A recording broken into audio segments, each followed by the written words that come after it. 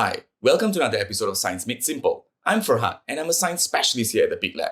In this video, I'll be analysing a past year examination question from the topic of atoms, ions and molecules.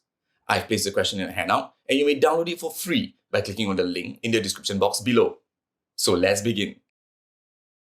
Question 4. Atom Y has an electronic configuration of 2887 and a nucleon number of 55. And we're supposed to identify the correct number of protons, neutrons, and electrons for Y. Let's begin with the electronic configuration. What does that represent? That number represents the arrangement of electrons found in the atom. Where are the electrons found inside the atom? The electrons are found in electron shells outside the nucleus. Let's begin with the number 2 here. That represents 2 electrons found in the first shell. In fact, the first shell can hold a maximum of 2 electrons. What about this number 8 here? What do you think it represents? That represents 8 electrons found in the second shell. And what about this number 8 here? That represents the third shell. And how many electrons are found in the third shell?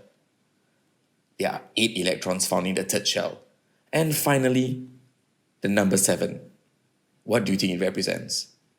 That represents 7 electrons in the fourth shell. In fact, the second, third, and fourth shell can hold a maximum of 8 electrons each. Based on this arrangement, we can actually find the total number of electrons found in the 4 shells of atom Y. You have a total of 25 electrons. What is the rule that links the number of protons and electrons in an atom? The number of protons must equal to the number of electrons. So since Y has 25 electrons, how many protons must Y have? It should also have 25 protons. In fact, we can do some elimination based on the number of electrons and protons. So, Y has 25 protons and Y has 25 electrons. We are left with determining the number of neutrons. Now, where are the neutrons found? The neutrons, together with the protons, are found inside the nucleus.